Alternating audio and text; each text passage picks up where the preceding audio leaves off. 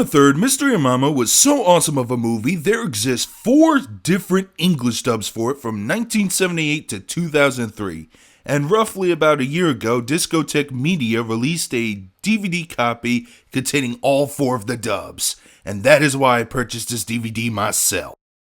Lupin the Third, Mystery of Mamo, or sometimes called The Secret of Mamo, or just Lupin the Third, the motion picture, is the second Lupin film and the first anime Lupin movie to ever be made. In this movie, renowned international thief Arsène Lupin III was reported to be captured in Transylvania and hanged for his crimes. However, a persistent Inspector Koichi Zenigata refuses to believe that Lupin would be so careless to have himself captured and executed. So upon arriving in Transylvania, he discovers that even with the DNA evidence proving it was Lupin that was hanged, Zenigata sees for himself that the master thief is still alive and kicking. Lupin then heads to Egypt to attain the Philosopher's Stone for Fujiko. However, Fujiko wanted to retrieve the stone for her enigmatic client, Mamo. Now, this is an action-adventure comedy like almost everything else Lupin, and it was still a pretty damn good movie. I'll even dare to say it's almost as good as Castle Cagliostro, maybe more if you're a hardcore Lupin fan that really did not favor Miyazaki's take on the character in the latter movie. And Mystery of Mamo does hit all the expected notes for the Lupin franchise, at least in anime sense. Lupin's lecherous lust for Fujiko, check. Zenigata's mad obsession capturing Lupin, double check. Fujiko being two-faced and deceptive, but somehow still is in love with Lupin, check. Now, crazy-ass action sequences for that lasts a good while. Chase scene, that's check. And, the gang travels through various locations all over the world, that's another check. I mean, there's Transylvania, Egypt, the Caribbean, etc., etc. And the story was actually pretty easy to follow. However, it did take a second watch for me to catch some of the questions that I had in my head that I wanted answered. And the villain Mamo himself, well, he was a challenge for Lupin Company, being the world's richest man with a god complex and all. And he's got a really creepy design to him. Hell, he even scares the US government in this movie where they had to take action twice. So, it's a long-winded way of saying, yes, I did in fact really like this movie. Good thing too, I had to watch it 4 times. However, I do have a question regarding a big plot twist in the movie that I'm still trying to, 4 times I've seen this movie, I'm still trying to figure out, how this plot twist makes sense. Art style and animation is pretty dated, but it has its high moments. Now, like the TV show I've seen on Adult Swim, most of the male characters have huge torso with lanky arms and legs, complete with big hands and feet. And whenever a character's running, such as Lupin and Zenigata, they always stick out their hands and even bend their knees sideways, as if they are aware that their torsos are too big. And they do use the red jacket Lupin in this series, and some slight character design changes, different from the TV show. The one that sticks out to me the most is that Goemon's got like a really dark tan skin, and he has like a almost matching colored brown hair as well. But regarding the rest of the animation, there were some crazy, exciting scenes, like the helicopter 18-wheeler chase scene in the beginning of the movie. That was great to watch. There was even a crazy physics-defying moment, which I won't go into, but I will mention in the spoilers maybe, if I remember it. And they had some pretty weird and outright trippy moments. Like, there was a chase montage between Lupin and one of Mamo's henchmen, and they were actually running through some classic paintings, which, first time I've seen that totally caught me off guard. I'm like, well, what the hell's going on? But, once you find out who Mamo is and what he does, and it will make sense. Alright, time to discuss the sound. Let's get to the music first as quickly as possible. The credits did have a remix of the iconic theme from the Red Jacket series. Lupin the Third, do do do do do do do, that song. And the ending credits had a really cheesy, catchy Ando tune, except for the Geneon version, they just used an extended version of that aforementioned song I was talking about. Now, most of the music did have some jazz, which I really liked, and really nothing much else I can add. I mean, the music wasn't terrible, but with the exception of a few saxophone chasings and stuff, nothing really exceptional about the music. But now let's just get to what's really, really interesting about this release of Mystery of Mamo, the dubs. So, like I mentioned before, 4 different English dubs for the Mystery of Mamo, and I've seen them all in chronological order. Each dub for me adds a new flavor experience to watching the film, and no one dub is actually really better than the other. In fact, they each have their own sets of pros and cons to them that it just feels more balanced out. I mean, I do have some preferences over one another, and I will mention them in this review, but let's get to the first one. The first one was actually dubbed by Toho themselves in 1978, and before this DVD was released, it was only used for airline flights. And my favorite performances for this dub had to be from both the actor for Lupin and Zenigata. Zenigata was pretty energetic, very lively, as he should be, since he's madly obsessed with arresting that son of a bitch Lupin. And Lupin himself, probably not the same voice actor, but he kind of reminds me of Spider-Man from Spider-Man and His Amazing Friends. The similarities to the voices a little. Good choice casting, actually. Even if it was dubbed in Japan, and according to the line to one of the notes in the DVD, I think they were looking for whoever just speak perfect fluent English when casting for Mystery of Mamo. Now, this dub does get praise for being the most faithful to the Japanese script. But they made some changes to the names because, it was hard to pronounce Japanese names back in the day. So Jigen was renamed Dan Dunn, Fujiko is Margot, Zenigata is Ed Scott, and Goemon is just generically called Samurai. Hate to use the word generic, but yeah, they could come up with anything else for him. They just had to call him the Samurai. Also, due to apparently Discotech having to find and piece together various sources, I noticed a huge shift in audio quality during the second act of the film. And from what I've heard, Discotech had to piece together dubs from various sources because of its rarity at the time. But overall, while the quality does feel dated, not only from just sound but acting as well, I've heard way worse dubs from the past that were made past the year 1978. I say the dub is still worth a listen. I'd say if you were going to watch this movie, watch that dub first, or at least the second viewing. The next dub to come around is the Streamline dub in 1994. Streamline is a pretty well-known company amongst old-school anime fans. They were the first to dub Akira before Geneon did. They also dubbed some OVAs of the Dirty Pair. Actually, almost all the stuff that they actually did dub eventually got redubbed by other companies. Now, this movie, all the names are kept the same, so Jigen, Fujiko, Goemon, etc., and unlike the Toho dub. However, Lupin's name is mostly pronounced as Lupin, which I don't mind as much. In fact, going back to the Toho dub, they would often pronounce Lupin's name as Lupin. That's in the Toho dub. But anyways, back to Streamline. Bob Bergen, I think that's how you say his last name. Bob Bergen's portrayal of the main character was definitely some fun to be had.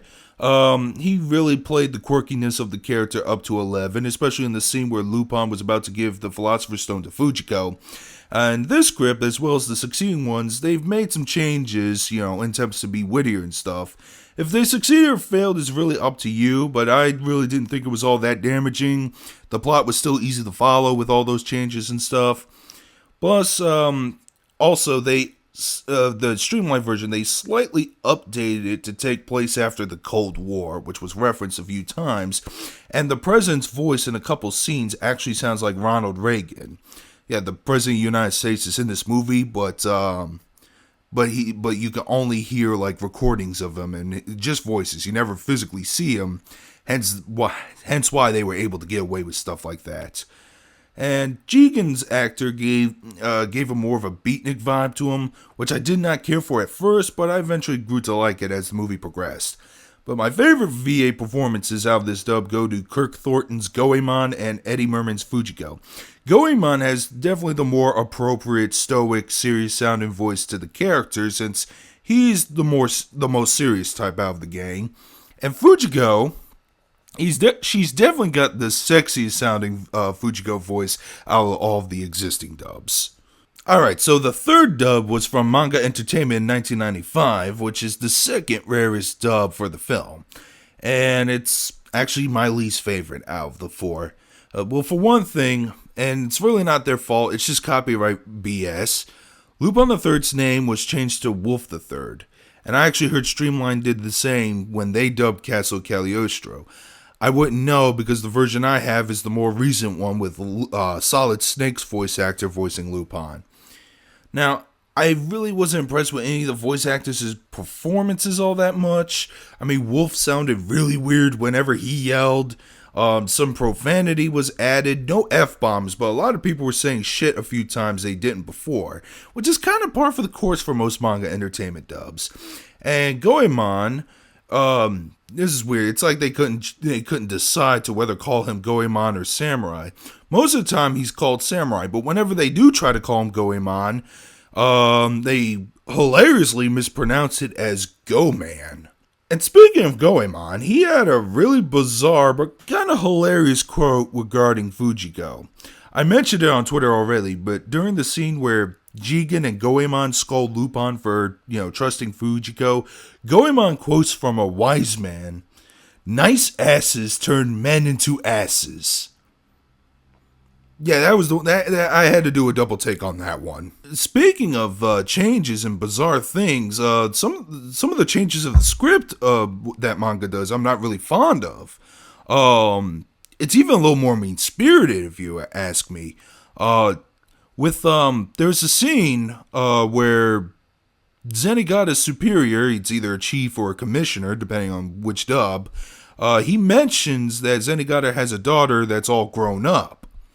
But in the Manga Entertainment dub, he mentions that Zenigata's wife wants a divorce. I mean, you guys can check out that dub if you want. You could probably enjoy this more, but personally, I just really did not care for this particular dub of Mystery of Mamo. And finally, in 2003, there was the dub provided for Geneon. Anyone like me who was first exposed to the Lupin franchise when it was airing on Adult Swim might have some nostalgia or, enjoyment or anticipation for this one, since they used the same cast from the TV show. Tony Oliver as Lupin, Richard Epcar as Jigen, Michelle Ruff as Fujiko, etc., etc. Now, while I did really like this dub, and it's maybe my favorite of the four, I'll be fair, I don't think this is a perfect dub for this film either. For one thing, I don't know if Discotek experienced a hiccup during the coding, or it was like this for Geneon's original release, or I actually heard that there was a change in the picture quality version in the original Geneon, because of a certain animation error that was originally there. But from the Fujiko scene to the end of the chase scene, there was some weird syncing issues where dialogue and even some sounds weren't timed well to the pictures or mouth flaps. Another thing, I can let Streamline off the hook for the updates of the political timeline, but in an anime with not only an old late 1970s art style to it, with technology and vehicles to match to that style, since Monkey Punch likes to be authentic and use real weapons and vehicles, the script was updated again to take place in the 21st century. Seriously, they changed the voice of the president this time to sound more like George W. Bush. And according to one of the DVD features that talk about the history of the dubs, Richard Epcar said himself that the changes of the series of the script was actually to be more modern because of a producer-based decision. So yeah. Another thing I like to point out, they always add more lines for characters that they didn't have when they were off screen or have their faces turned away from the camera. They also do that thing where in most anime dubs at the time, or even recently to this day, where characters make expression sounds whenever they have a close-up, but they're not really moving their flaps or anything. So you're going to hear a lot of, yeah, you hear a lot of that.